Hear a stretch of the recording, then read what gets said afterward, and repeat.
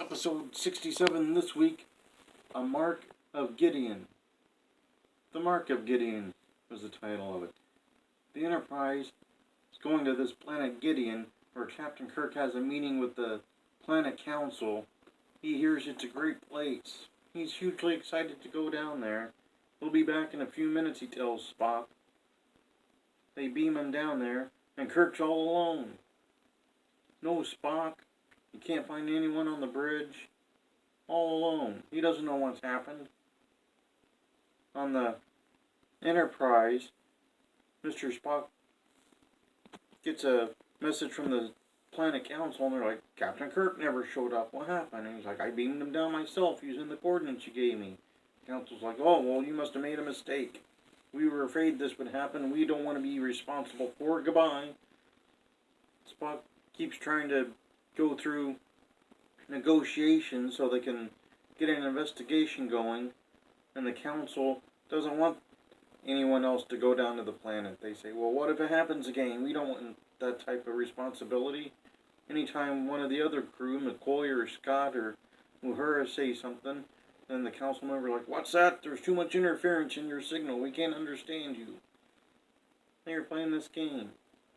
And Kirk, on a mock-up of the Enterprise, walking around the ship looking for anybody. There's no one there. And then this strange woman just comes walking up the corridor. He doesn't know who she is. She doesn't know who he is. But she says she was on this overcrowded planet where you didn't have time to worry about food or anything because you were too busy trying to figure out how to get some alone time. But there was none because it was too overpopulated. Kirk wanted to know how she got on the ship. She said she had no idea. She thought Kirk brought her to the ship. He had not. And Kirk says he got some mysterious bruise.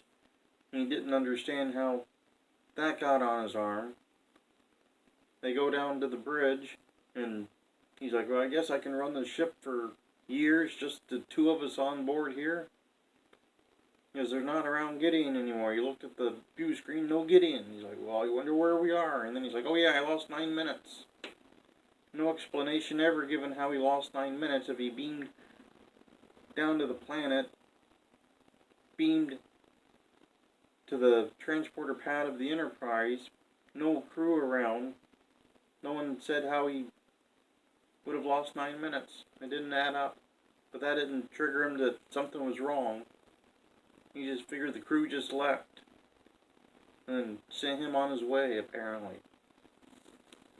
And it turned out, eventually, that the planet council was behind the whole thing, the bruise on Kirk's arms, because they withdrew some blood, because they knew he had a disease that was cured years ago. They inject the girl with it. She turned out to be the daughter of the head of the planet council.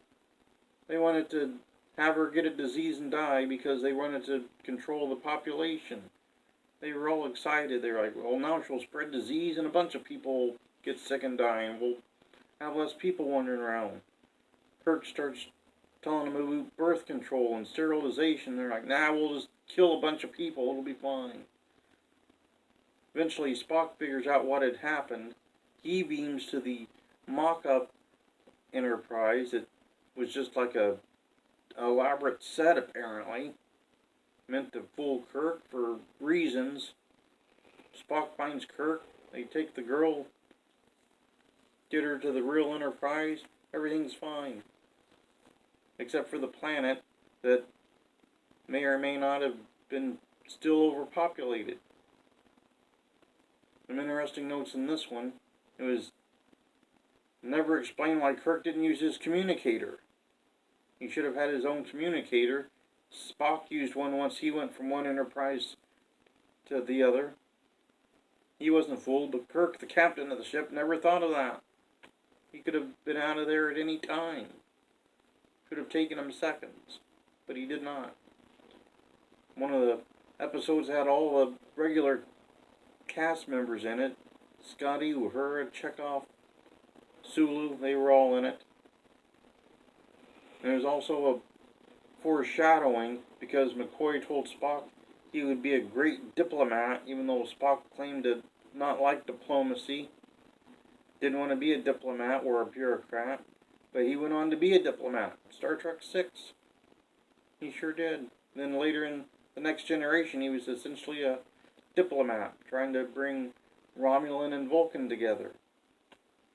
So that was a bit of foreshadowing, a good 25 years before it became a thing. Well, pretty much, that's the episode.